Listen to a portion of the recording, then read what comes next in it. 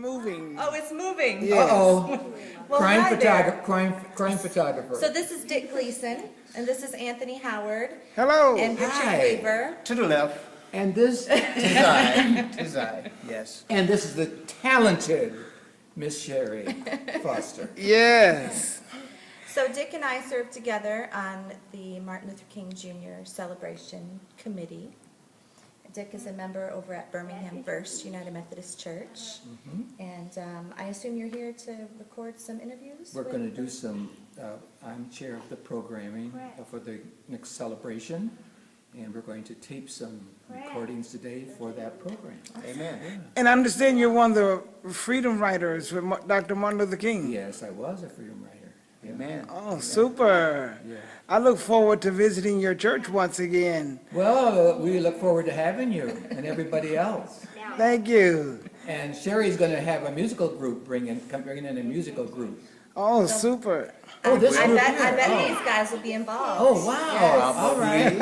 Probably. All right. Yes. Well, thank you so We're much. going to have a good time. Amen. Okay. My name is Richard Gleason. Life growing up at home was hard, and I was bullied at school. It was in church I found faith and hope and a lifelong passion of sharing seeds of faith and hope for others. Living and ministering for 20 years in Chicago's largest public housing complex, I saw the effects of institutional racism, the hopelessness that it created. Hopeless and despair blurted out in homes, in schools, and in the streets. I reached out to teenagers in the neighborhood youth gangs, and with their input, set up an off-the-street program in the YMCA that included playing basketball, going on outings, and camping in summer, and meetings that focused on faith, hope, and learning life skills. In the summer of the program, life in the project was particularly violent. 12 teenagers lost their lives. I launched the Southside Christian Center, a 7-day-a-week outreach program targeting the spiritual, social, and educational needs of young brothers and sisters.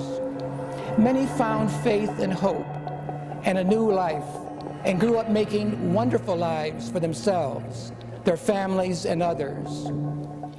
50 years later, we got together, the former gang members and the youth who grew up in the Southside Christian Center. 9 had earned bachelor's degrees. 2 of them had earned a master's degree, and 1, a former gang member, earned a PhD. I stood up and fought institutional racism. There's not been one single change. We have signs saying colored and white. I was a freedom rider in Alabama and Mississippi. I marched for voting rights with Dr. King in Selma and Montgomery, and marched for open housing with him in Chicago when the mob turned violent and he was hit in the head with a brick.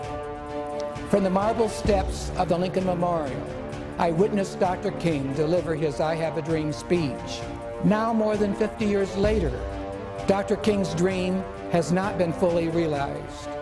Hopelessness and despair blurts out in homes, in schools, and in the streets of many American communities. I will sow seeds of hope and new life for others. I will stand up for institutional change. I will speak up for justice and equal opportunity for all, regardless of skin color, orientation, or place of origin.